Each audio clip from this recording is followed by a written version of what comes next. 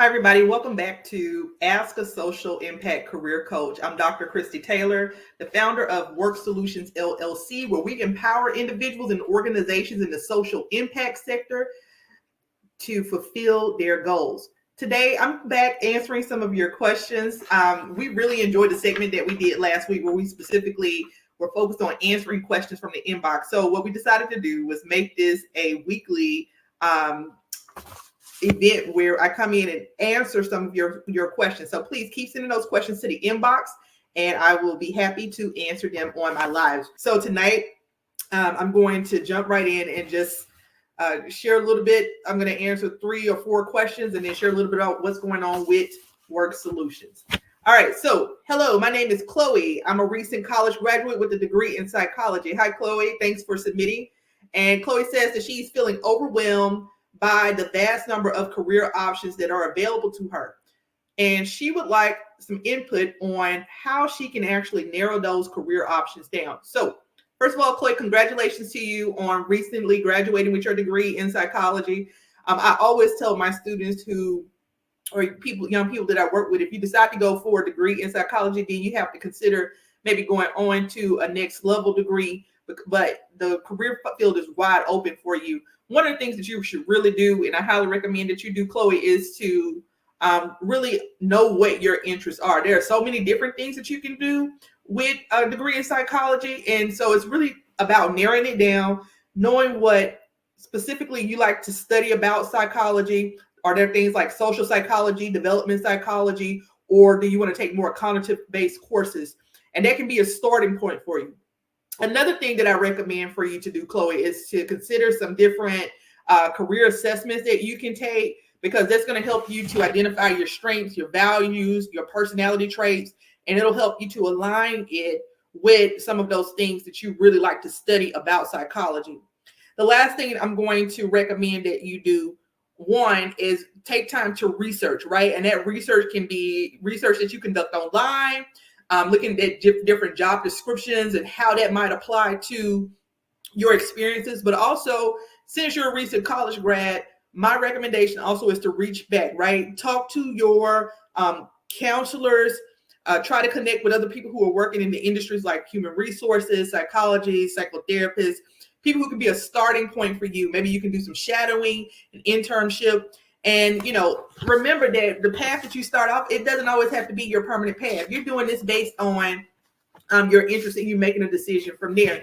So what areas do you like to study? Take some type of assessment to really kind of see where your strengths are and in alignment. And then do some additional research. And whatever you decide, just remember that if you go into a specialty area of psychology or whatever it is that you choose to pursue and it doesn't work out for you, then hey, you can always switch and do the next thing. So the next question. Hey, Dr. Taylor, my name is Kim. I'm a recent graduate with 0 job experience. Well, hey, Kim, this is not uncommon. Everybody wants experience, but how can I break in without it? My resume feels empty. Well, Kim, you're going to have to start and really consider the things that you've already done, even though you feel like your resume is empty. You might not necessarily have a direct career experience, but think about all of those things that you did while you were in college, right? So first of all, highlight your education. Take some time to showcase your academic achievements, any relevant coursework that you might have, any projects that you completed during your studies. And including even, did you do a senior thesis or participate in relevant research? Play all of that up, right? Also, highlight your volunteer experience. Did you volunteer for any organizations or causes? Take time to highlight this experience and the skills that you developed through volunteering, because leadership roles as a new graduate, and you might feel like, hey, I don't have any experience. This is really, really valuable, right? So consider all of those things. As you go through the job search process, you might have to consider internship opportunities that, are postgraduate. You might have to consider, again, taking a job that, just to get some skills and experience, and then leveraging that with volunteer work. I want to talk about that because I remember when I was in the military, I had my master's degree before I got off of active duty. And my master's degree was in health education, right? And here I was, I'm trying to figure out, okay, what is the next step? Because I had been working as a healthcare administrator while I was on active duty. So what I actually did was I used websites like Volunteer Match, and I started, I was working my job that I got after I got out of the military, which was not paying me anything, right? But I did at least have a little bit of experience, but it wasn't in the career area that I wanted to work in healthcare. So what I did was I leveraged volunteer opportunities during that time to really be able to get some experience doing field work in health education, being able to apply like the stuff that I researched during my I wouldn't say dissertation, but during my graduate thesis. And that really panned out for me to be able to I upskilled, and then I was able to move forward in my career with that. So my advice to you is, again, don't be too discouraged. Look at where you already are. If you don't have the job experience, then the great thing is that we live in a world now where it's easy to upskill. You can leverage that with volunteer opportunities. You can take courses on places like Udemy. You can connect with people to do internship opportunities and really build your career brand until you can get your foot in the door. But really, it's going to take you making that first step in terms of what you want to do to gain that experience. So I'm answering 2 more questions here. Hi, Dr. Taylor. My name is Elma. I'm a single parent and balancing childcare with a demanding job, and that is a struggle. How can I navigate this challenge and find employers who understand the unique challenges of working parents? We had a similar question in the first session that we did, where one of the clients who wrote in talked about, trying to get back into the job market after having a child. Well, Elma, so juggling parenthood and a career, it does require a lot of strength. So first of all, I just commend you on what you're doing as a parent and being out here in the working world, because I know that that's a lot of pressure, right? So one of the things that I'm going to encourage you to do as you're trying to find balance is to highlight your time management skills, because one, being a single parent is no easy lift. And you have to be able to demonstrate, that exceptional time management, your organizational skills, and how that's of value to any workplace that you're going to. Now, the same advice that I gave to the previous inquirer that we had, who was in a similar situation, I told, consider flexible options. We, in a post-COVID society, we really have a lot more options in terms, there are literally groups that are here on Facebook that just post work from home jobs, right? So consider flexible work arrangements. Explore companies that offer you a flexible work schedule. There are companies that are really there to support parents and families.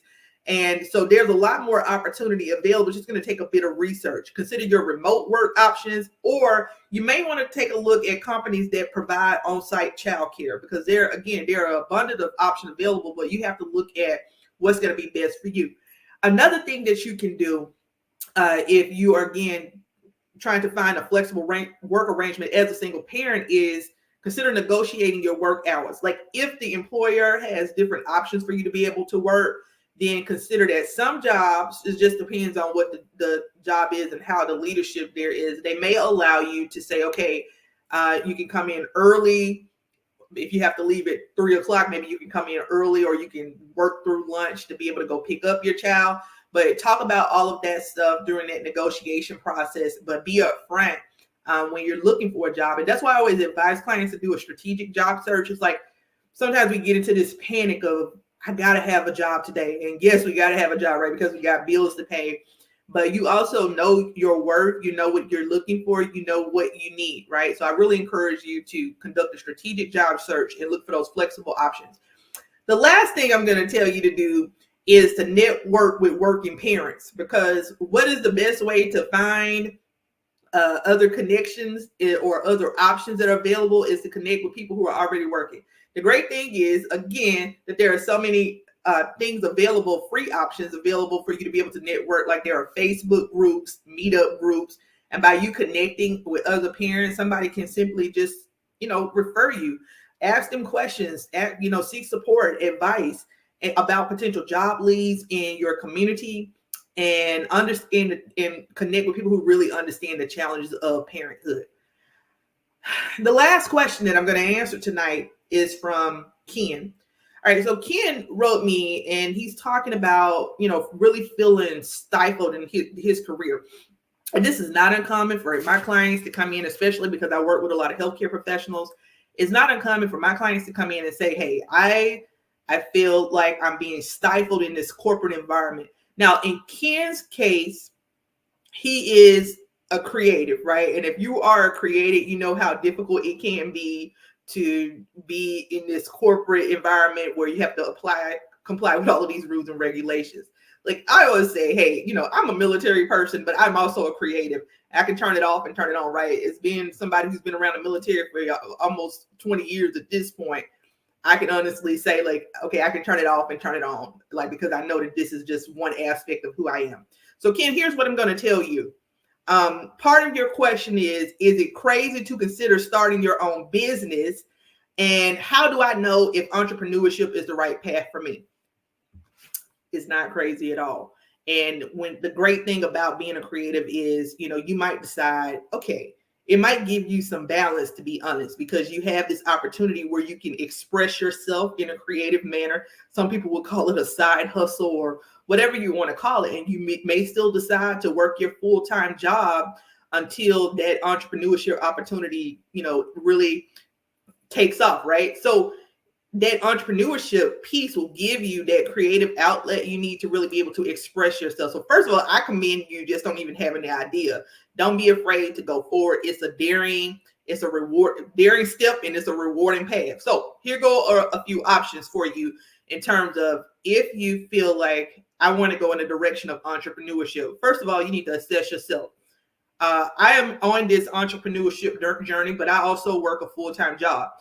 Most solo entrepreneurs do work some type of full-time job right until you make that transition.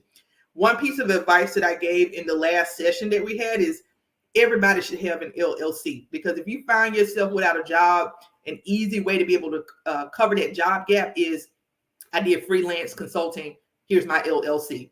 And then there's really no additional explanation that you got to give. But Ken, in your case, one of the things I'm going to recommend for you is to conduct a self-assessment. Like in this process of considering going into entrepreneurship, you need to consider your risk tolerance, your financial resources. Can you multitask? Can you manage that? Do you have a clear business idea and the drive to see it through? So just because you feel like, hey, I'm not feeling fulfilled in what I do in my corporate job, there are just a number of things that you need to take into consideration before you decide to move into entrepreneurship completely.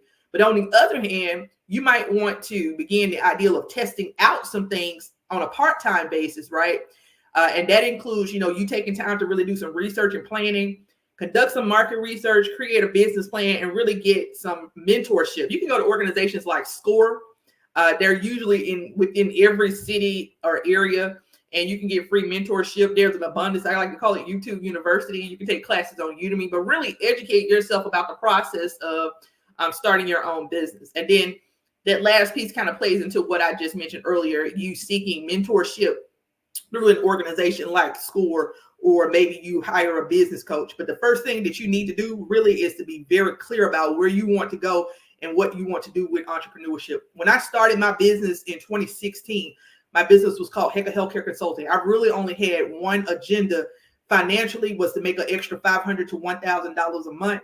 I wanted to do that through, part-time career coaching. And I was able to achieve that very easily and consistently.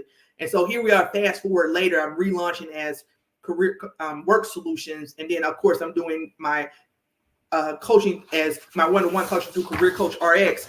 And my aims are a whole lot different from what they was years ago. So you're going to be seeing us doing these types of questions on a weekly basis where we're, answering some of the things that are coming into our inbox that folks are sending us. From time to time, we may be answering questions based on some of the trends that we see. Two things I want to tell you about. Okay, one, I mentioned earlier that if you are trying to get on the right career path, you can schedule a free 15-minute appointment with me. I'm happy to sit down with you and talk that through. You can ask me anything that you would like in that 15 minutes and decide, hey, is Dr. Taylor a fit for me? I'm a social impact career coach committed to helping individuals who want to make a social impact, but I'm also here to help anyone who feels that they need some support with their career development, because that's my commitment to social impact. So again, I'll be popping up on here. I see one question.